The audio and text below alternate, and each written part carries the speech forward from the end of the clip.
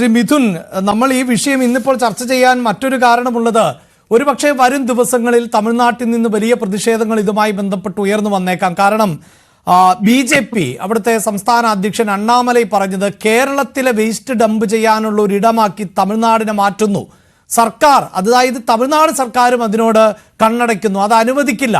കർഷകരുടെ പ്രതിഷേധങ്ങളുടെ ഭാഗമായി ഞങ്ങൾ ഉണ്ടാകും.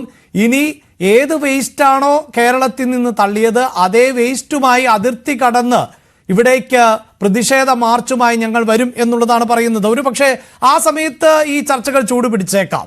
അന്നേരം ഇതിന് കൂടുതൽ രാഷ്ട്രീയ നിറം വന്നേക്കാം. പിന്നീട് തർക്കങ്ങളായി, രാഷ്ട്രീയ പോരായി, അങ്ങനെ വിഷയത്തിന്റെ മെറിറ്റിന് ഒരിടവുമില്ലാത്ത സാഹചര്യവും സൃഷ്ടിക്കും. അതിനു മുമ്പ് തന്നെ ഇത് ജനങ്ങളുടെ മുന്നിലേക്ക് എത്തിക്കണമെന്ന ഉത്തരവാദിത്തം ഉള്ളതുകൊണ്ടാണ് ഞങ്ങൾ ഈ വിഷയം ഇന്ന് ചർച്ച ചെയ്യുന്നത്. പക്ഷേ അവിടെ അണ്ണാമലൈ സ്വീകരിക്കുന്ന നിലപാട്, അല്ലെങ്കിൽ BJP പറയുന്ന ഒരു നിലപാടിനെ ഏത് തരത്തിലെങ്കിലും വിമർശിക്കാനാകുമെന്ന് എനിക്ക് തോന്നുന്നില്ല. താങ്കളുടെ നിരീക്ഷണം എന്താണ്?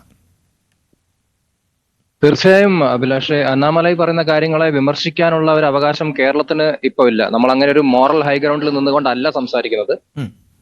ഒന്നാമത്തെ കാര്യം, ഈ ഒരു വിഷയം ഇന്നലെ പൊന്തി വന്നതല്ല. താങ്കൾ ഇത് കവർ ചെയ്തു, റിപ്പോർട്ട് ചെയ്തു എന്നൊരു വലിയ കാര്യമാണ്. കാരണം ഈ ഒരു വിഷയം ഒരിക്കലും ഡിസ്കസ് ചെയ്യപ്പെടാത്തൊരു വിഷയമാണ്. കഴിഞ്ഞ 2 പതിറ്റാണ്ടുകളായി തമിഴ്നാട് അനുഭവിക്കുന്ന ഒരു വിഷയമാണത്. പ്രത്യേകിച്ച് തിരുനെൽവേലി, ഈ പറഞ്ഞ പോലെ തെങ്കാശി, കന്യാകുമാരി എന്നുള്ള ജില്ലകൾ, അവർക്ക് ഭയങ്കരമായിട്ടുള്ള കേരളത്തിൽ നിന്നുള്ള വേസ്റ്റ് ഡംപിങ്, ഇല്ലീഗൽ ആയിട്ടുള്ള വേസ്റ്റ് ഡംപിങ്ങിന്റെ പ്രശ്നങ്ങൾ ഒരുപാട് കാലങ്ങളായി ഉള്ളൊരു വിഷയമാണ്. അപ്പം ഹെൽത്ത് മിനിസ്റ്റർ ഇതിനെക്കുറിച്ച് പറഞ്ഞപ്പം ഒന്നും അറിയാത്ത പോലെ ഇത് ഇന്നലെ ഉണ്ടായ ഒരു സംഭവമാണ്, ഞങ്ങൾ അന്വേഷിക്കും, ഈ 2 എൻറ്റിറ്റീസ്, അതായത് ഒന്ന് നമ്മുടെ പാലക്കാടുള്ള ഫെസിലിറ്റി, ഒന്ന് നമ്മുടെ കൊച്ചിയിലുള്ള ഫെസിലിറ്റി, ഇവിടെ അന്വേഷണം, ഞങ്ങൾ അതിനെക്കുറിച്ച് അന്വേഷിക്കുമെന്ന് പറയുമ്പോൾ വളരെ ഉത്തരവാദിത്തമില്ലാത്തൊരു മറുപടിയാണത്. കാരണം ഈ ഒരു വിഷയം വെറും തമിഴ്നാട് ആയിട്ട് മാത്രമല്ല, നമ്മൾ കർണാടകമായിട്ടും നേരിടുന്നുണ്ട്.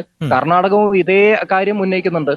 അപ്പൊ ഇവിടെ നിങ്ങൾ മനസ്സിലാക്കേണ്ട, എനിക്ക് തോന്നുന്നു ജാനുവരി 2019 മൈസൂർ സിറ്റി കോർപ്പറേഷൻ കേരളത്തിൽ നിന്ന് വരുന്ന ഡംപിംഗ് ട്രക്സ്, ഇതുപോലുള്ള വേസ്റ്റ് ഗാർബേജ് ഡംപിങ്ങിന്റെ ട്രക്സ് 2 എണ്ണം, 2 3 എനിക്കൊന്നും അവര് എന്താ പറയുക അവിടെ അറസ്റ്റ് ചെയ്തിട്ടുണ്ടായിരുന്നു.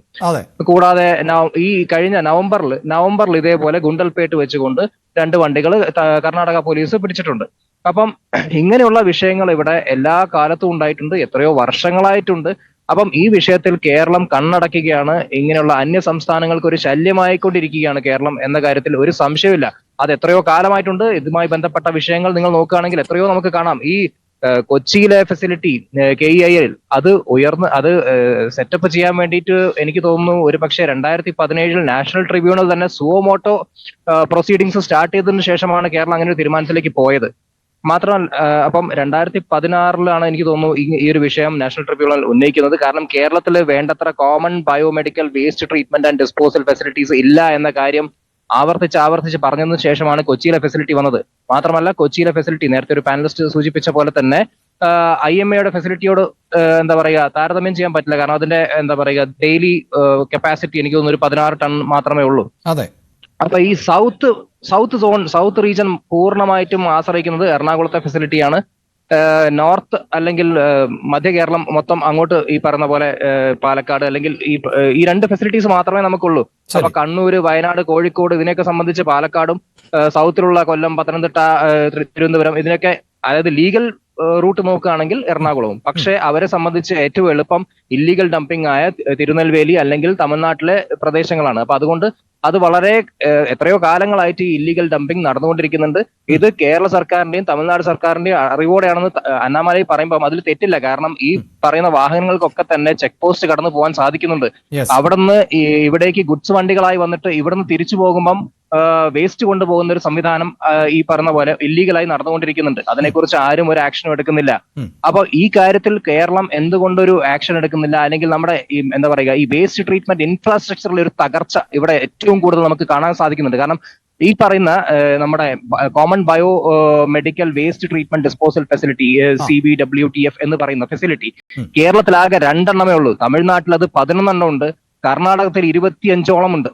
അപ്പം ഈ 2 സംസ്ഥാനങ്ങളെ വെച്ച് കമ്പയർ ചെയ്ത് നോക്കുമ്പോൾ നമ്മൾ ഇതിലൊരു വലിയ വേസ്റ്റ് മാനേജ്മെന്റ് എന്ന് പറയുന്ന ഒരു സോണിൽ നമ്മളൊരു വലിയ തകർച്ചയാണ് എന്നത് ഇവിടെ നമുക്ക് കാണിക്കാൻ പറ്റുന്ന ഒരു കാര്യമാണ്. അതിനെക്കുറിച്ച് കേരള സർക്കാർ എന്ത് ചെയ്യുന്നു, അല്ലെങ്കിൽ ഇങ്ങനെയുള്ള ഫെസിലിറ്റീസ് കൊണ്ടുവരാൻ എന്ത് ചെയ്യുന്നു എന്ന് നാഷണൽ ട്രിബ്യൂണൽ ആവർത്തിച്ച് ചോദിച്ചാൽ പോലും നമുക്ക് കൃത്യമായിട്ട് മറുപടിയൊന്നുമില്ല.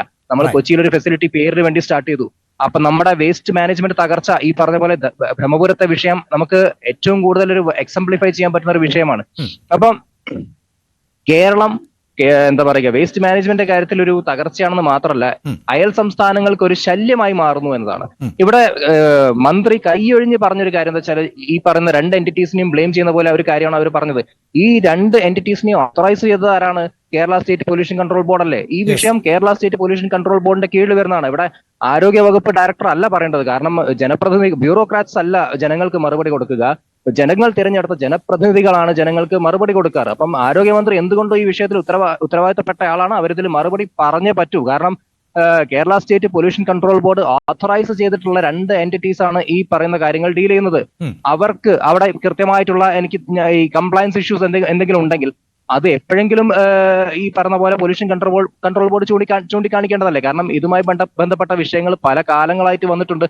അപ്പം ഈ വിഷയങ്ങളിലൊന്നും തന്നെ പൊല്യൂഷൻ കൺട്രോൾ ബോർഡിന്റെ ഭാഗത്ത് നിന്ന് കംപ്ലയൻസ് ഇഷ്യൂസ് ഒന്നും വരാത്ത സ്ഥിതിക്ക് ഈ രണ്ട് എന്റിറ്റീസിനെ എങ്ങനെയാണ് ഇവർക്ക് ചോദ്യം ചെയ്യാൻ പറ്റുക, അല്ലെങ്കിൽ കുറ്റം പറയാൻ പറ്റുക? അപ്പൊ പെട്ടെന്ന് തന്നെ പഴിചാരുക, ഇവിടെ നിന്ന് രക്ഷപ്പെട്ടു പോവുക എന്നൊരൊറ്റ കാര്യമാണ് ഇവിടെ ആരോഗ്യമന്ത്രി ചെയ്തുകൊണ്ടിരിക്കുന്നത്. അപ്പൊ ഇതിന് പൂർണ്ണ ഉത്തരവാദിത്വം എടുത്തുകൊണ്ട് നമ്മൾ വേസ്റ്റ് മാനേജ്മെന്റ് ഇൻഫ്രാസ്ട്രക്ചറിന്റെ മേഖലയിൽ ഒരു തകർച്ചയാണെന്ന കാര്യം സമ്മതിച്ചുകൊണ്ട് ഇനി അതിലേക്ക് എന്തൊക്കെ ചെയ്യാൻ സാധിക്കുമെന്നും അയൽ സംസ്ഥാനങ്ങൾക്ക് ശല്യമാവാതിരിക്കാൻ എന്തൊക്കെ ചെയ്യാൻ സാധിക്കുമെന്നുമാണ് നമ്മൾ ഒരു പക്ഷേ ആരോഗ്യമന്ത്രിയിൽ നിന്നും പ്രതീക്ഷിക്കുന്ന ഒരു മറുപടി. അപ്പൊ അതിനെക്കുറിച്ച് കൃത്യമായ മറുപടികൾ ഒന്നുമില്ലാതെ ഇങ്ങനെ ഏതെങ്കിലും രണ്ട് എന്റിറ്റീസിന് കുറ്റം പറയുകയല്ല അവർ ചെയ്യേണ്ടത്. മാത്രമല്ല ഇതിൽ സർവേലൻസ് എന്നൊരു കാര്യം, GPS ട്രാക്കിംഗ് ഉള്ള വണ്ടികളാണ് ഈ പറഞ്ഞ പോലെ വേസ്റ്റ് കളക്ഷന് പോകുന്നത്. അപ്പൊ ഈ വണ്ടികളുടെ ട്രാക്കിങ്ങും കാര്യങ്ങളും ഒക്കെ തന്നെ എല്ലാത്തിലും ഗവൺമെന്റിന് ഉത്തരവാദിത്തം ഉണ്ട്. അപ്പം അങ്ങനെയുള്ള ഒരു കംപ്ലയൻസ് ലെവലിൽ അവർ എന്ത് ചെയ്തു?